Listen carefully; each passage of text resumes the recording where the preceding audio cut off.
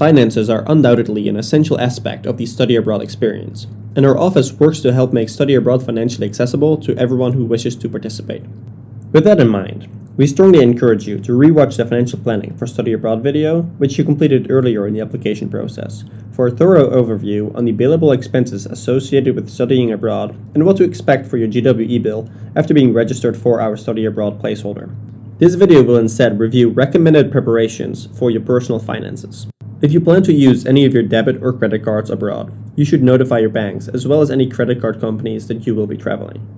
Let them know what cards you'll be traveling with and where you plan to visit to ensure they don't unnecessarily flag any of your cars for suspicious activity.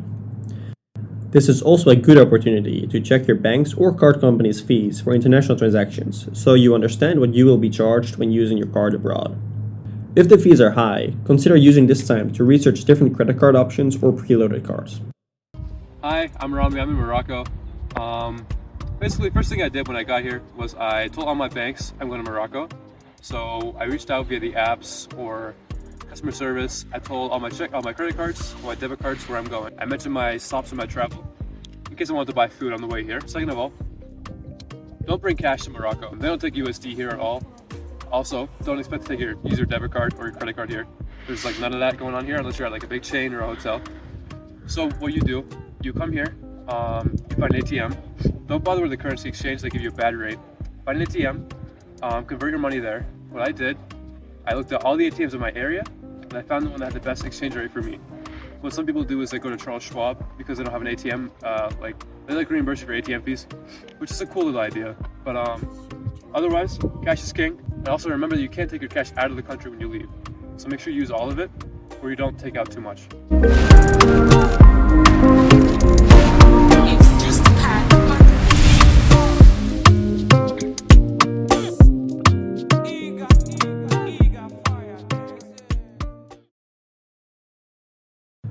We do not, however, recommend opening a bank account abroad.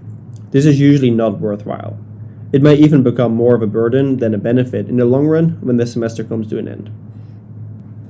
Accessing your at-home bank is easy, especially with mobile banking. If you have informed your bank of your travels, there is not much need for a foreign bank account. However, if you have not done so already, please make sure you have a mobile banking account accessible on your mobile phone or laptop.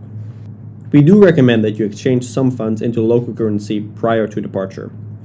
This is especially good practice if you will be traveling to a cash-based country. However, even if you're not, you may still need some immediate cash to get a taxi to travel to your housing, or even to use a public restroom, or to get a quick snack before leaving the airport. Airport money exchange services may have higher fees or longer lines. If possible, it is always useful to arrange this ahead of time. Some reputable options for exchanging currency include Travelex, AAA, and even your bank. While you're at it, it is best practice to do some preliminary research on the money norms of your host country to determine things like whether or not they are cash-based or card-based society, or use ATMs, etc.